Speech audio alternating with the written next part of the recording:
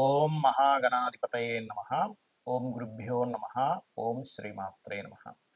పరమేశ్వర స్వరూపమైనటువంటి జ్యోతిష, వాస్తు మరియు ఇతర అనేకమైనటువంటి శాస్త్రములను మనకు అందించినటువంటి మహర్షులకి నమస్కారం. హయగ్రీవ హయగ్రీవ హయగ్రీవేతి యో వదేత్ తస్య నిస్సరతే వాణి జహ్నుకన్యా ప్రవాహవత్. అరుణాం కరుణా తరంగితాక్షీం ధృతపాశాంకుశ పుష్పబాణ చాపాం అనిమాదిభిరావృతాం మయూకైః అహమిత్యేవ విభావయే భవానీ. శ్రీమాత్రే నమః. ప్రేక్షకులకి ఆ లలితాంబిక అమ్మవారి యొక్క అనుగ్రహం పరిపూర్ణంగా కలగాలని మనస్ఫూర్తిగా కోరుకుంటూ మనం ఈరోజు చెప్పుకోబోయేటువంటి అంశము ఏమిటి అంటే, చాలామంది నన్ను అడుగుతున్న విషయం ఏంటంటే, ఒక 7వ తేదీ జరిగినటువంటి సంఘటన ఏదైతే రంగరాజన్ గారి మీద చిలుకూరు బాలాజీ టెంపుల్లో ఉండేటువంటి ప్రధాన అర్చకుడు ఎవరైతే ఉన్నారో ఆయన మీద జరిగిన దాడి విషయంలో మనం గతంలో ఒక 15-20 రోజులు, ఒక నెల రోజుల ముందే ప్రెడిక్ట్ చేయడం జరిగింది. అమ్మవారి అనుగ్రహం వల్ల మనకు గొప్పతనం ఏం లేదు, మహర్షులు మనకి ఇచ్చినటువంటి ముండైన ఆస్ట్రాలజీలో ఉండేటువంటి కొన్ని తీసుకొని. దానికి కారణం ఏమిటంటే, మిథున రాశిలో కుజుడుంటూ మీన రాశిలో ఉన్నటువంటి రాహు. అయితే ఇక్కడ ముఖ్యమైన విషయం ఏంటంటే, చాలామంది నన్ను అడిగినటువంటి విషయం, దాని తర్వాత మరి 12 రాశుల వారికి కూడా ఈ మిథునంలో కుజుడున్నప్పుడు, మీనరాశిలో రాహు ఉండి శని సమీపిస్తున్నప్పుడు మరి సామాన్య ప్రజానీకానికి ఏ భావం మీద దీని యొక్క ఎఫెక్ట్ ఉంటుంది తెలియజేయండి అని నన్ను చాలామంది అడిగారు. అడిగినందుకు ఈ వీడియో చేస్తున్నాను. ఒక్కొక్క లగ్నానికి అసలు ఏ ఎఫెక్ట్ పడబోతుంది, ఏ విషయాల్లో జాగ్రత్తగా ఉంటే మనకు ఆ ఎఫెక్ట్ పడకుండా ఉంటుంది, ఎటువంటి పరిహారాలు చేసుకుంటే బాగుంటుంది అనేటువంటి విషయాలు ఇప్పుడు నేను చెప్పబోతున్నాను. అయితే ఈ విషయాలు చెప్తుంది నేనైనప్పటికీ కూడా, కానీ చెప్పేస్తుంది సాక్షాత్ లలిత అమ్మవారిగా భావిస్తూ ఒక్కొక్క లగ్నం గురించి మనం తెలుసుకుందాం. ధనుర్లగ్నము ధనస్సు రాశి. ధనస్సు వారికి కనుక చూసుకున్నట్లయితే మీకు సప్తమంలో కుజుడు వక్రించున్నాడు. ఇది కొంచెం ఇష్టపడిన వారిని వివాహం చేసుకోవాలనే ప్రయత్నం, పోరాటం అనేటువంటిది ఇస్తుంది. అయితే ఇక్కడ మనం చెప్పుకోబోయేటువంటిది ఈ కుజుడు రాహు శని యొక్క ప్రభావం వల్ల ద్వాదశ లగ్నాల వారికి ఎలా ఉంటుందని చెప్పుకుంటున్నాం కాబట్టి, ప్రధానంగా ఇక్కడ కుజుడు అక్కడ ఉండి కోణంలో రాహు ఉన్నప్పుడు ఒక్కొక్కసారి వివాహం చేసుకునే విషయంలో ధనుర్లగ్నం వారికి ఎక్కువ స్ట్రెస్ ఉంటుంది. 4వ స్థానంలో రాహు దాని కోణంలో కుజుడున్నందుకు కొంచెం విదేశాల్లో చదువుకునేటువంటి వారికి, విదేశాల్లో సెటిల్ అవుదామని ప్లాన్ చేసుకునేటువంటి వారికి స్ట్రెస్ అనేటువంటిది పడుతూ ఉంటుంది. మరి దీని యొక్క ఈ స్ట్రెస్ నుంచి బయటపడాలంటే ఏం చేయాలి? వివాహం కావచ్చు, సెటిల్మెంట్ కావచ్చు, విద్యా సంబంధించిన విషయం కావచ్చు, ఖర్చులు పెట్టేటువంటి విషయంలో కావచ్చు అని చూసుకున్నట్లయితే ఇక్కడ ప్లానటరీ పొజిషన్స్ మనం జాగ్రత్తగా క్లీన్గా అబ్జర్వ్ చేయాలి. ఎందుకంటే ఇక్కడ ఈ ప్లానటరీ పొజిషన్స్ దేని మీద పాజిటివ్గా ఉంది, దేని మీద నెగిటివ్గా ఉంది అంటే, ఒకటి వివాహము, 2 చేసేటువంటి ఉద్యోగంలో మీకు మీరుగానే లేదు నేను మారిపోవాలి, ఇవన్నీ కాదు నేను బిజినెస్ చేసుకోవాలనేటువంటి ఆలోచనలో కూడా తీసుకెళ్తూ ఉంటుంది. అదేవిధంగా చేసే ప్రయత్నం ఆగుతూ ఉంటుంది. దీనికి ఎందుకు అంటే, 3వ స్థానంలో ఉండే శని మీద రవి యొక్క ప్రభావం పడుతుంది. ఎప్పుడైనా రవి శనిని అస్తంగత్వం చేసుకుంటాడు. ఎప్పుడైతే రవి మనకి 14వ తేదీ తర్వాత నుంచి కుంభరాశిలోకి ఎంటర్ అయ్యి తన యొక్క ప్రయాణాన్ని సాగిస్తూ ఉంటాడు, కుంభరాశిలో శనికి దగ్గరలోకి వెళ్తూ ఉంటాడు, శనిని అస్తంగత్వం చేసుకుంటూ ఉన్నాడు. అస్తంగత్వం ఎప్పుడైతే అయిందో ధనాధిపతి ప్రయత్నకారకుడు శని అయ్యాడు. కాబట్టి మీరు చేసేటువంటి ప్రయత్నంలో మీ ప్రయత్నాలు సఫలీకృతం అవ్వాలి అంటే మీరు చేయవలసినటువంటిది అమ్మవారి యొక్క నామాల్లో ఓం కనకాంగద కేయూర కమనీయ భుజాన్వితాయే నమః అనే నామాన్ని సూర్య భగవాను చూస్తూ చేయండి. అప్పుడు ఖచ్చితంగా మీ యొక్క ప్రయత్నం సఫలీకృతం అవుతుంది. మరి వివాహ సంబంధించిన విషయంలోని పార్ట్నర్స్తో స్ట్రెస్ అన్నారు కదండి, దానికి ఏమిటి అంటే లలితా సహస్రనామాల్లో ఓం శ్రీమాతా శ్రీ మహారాజ్ని శ్రీమత్ సింహాసనేశ్వరి నమః వల్ల కెరియర్ సంబంధించిన ఇబ్బందులు తగ్గుతాయి. కానీ వివాహ సంబంధించిన ఇబ్బందులు తగ్గాలి, వివాహం కుదరాలి అనుకుంటే ఓం కామేశబద్ధ మాంగళ్య సూత్ర శోభిత కందరాయే నమః చేయండి. ఖచ్చితంగా మీకు డిస్టర్బెన్సెస్ అనేవి తగ్గుతాయి. లక్ష్మీ నరసింహస్వామి యొక్క ఆరాధన మీకు మంచి ఫలితాలను ఇస్తుంది. మరి కొంతమందికి జన్మజాతకం ఉండదు.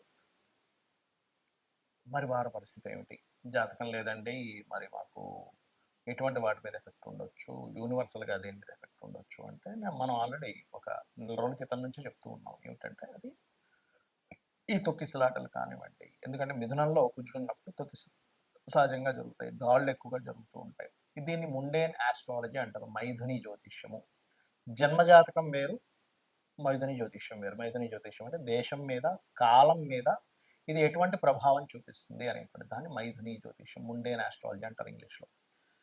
జన్మజాతకం is different, personal chart reading is different. Personal చార్ట్లో మీరు పుట్టినప్పుడు ఉన్నటువంటి సమయంలో ఉండే గ్రహాలను బట్టి అవి ఎప్పుడెప్పుడు ఎటువంటి శుభ ఫలితములు ఇస్తున్నాయి, మీరు ఒక పని చేస్తున్నారు, ఎప్పుడు చేస్తే మీకు అద్భుతమైన ఫలితం వస్తుంది, అది వివాహం కానివ్వండి, సంతానం కానివ్వండి, ఆర్ సంథింగ్ బిజినెస్ పెడుతున్నారు కానివ్వండి, లేకపోతే ఒక మంచి పని ప్రారంభిస్తున్నారు, ఒక బిజినెస్ కానివ్వండి, అది ఏ టైంలో ప్రారంభించాలి ఏమిటనేటువంటిది మీ పర్సనల్ చార్ట్ చెప్తే కాలం అనుకూలిస్తుందా లేదా అని చెప్పేది ముండేన్ ఆస్ట్రాలజీ. అయితే ఇక్కడ జన్మజాతకం లేదు, ఇప్పుడు నేనేం చేయాలంటే సింపుల్గా నేను చెప్పేది ఒకటే, ఎప్పుడైనా కానీ ఈ రాహు ప్రభావము కుజ ప్రభావాలు ఎక్కువగా ఉన్నప్పుడు మీకు దీని యొక్క చెడు ప్రభావం పడకుండా ఉండాలంటే, ఎందుకంటే మనం ఎంత కరెక్ట్గా ఉన్నా సరే కాలం అనుకూలించకపోతే చేసిన ప్రయత్నం అంతా వృధా అవుతుంది. కాబట్టి కాలం అనుకూలించడానికి మీ అందరికీ చెప్పేది ఒకటి, చండీ చేసుకోండి.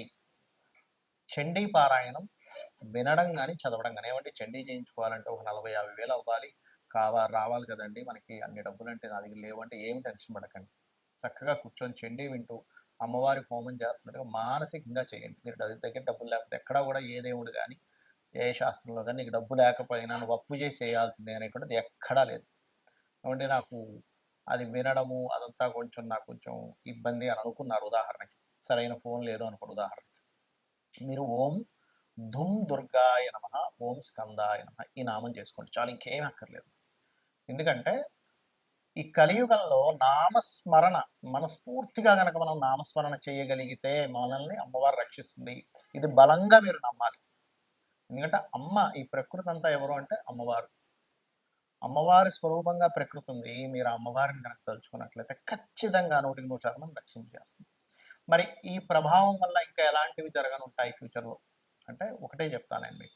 ఈ రాహు మీనంలో, కుజుడు మిథునంలో ఉన్నప్పుడు పర్టికులర్గా ఎవరెవరి మీద ఎక్కువ దాడులు ఉంటాయంటే ఈ పురోహితుల మీద, పండితుల మీద, పీఠాధిపతుల మీద, ధర్మం కోసం పోరాడే వారి మీద కూడా ఉంటుంది, గుర్తుపెట్టుకోండి.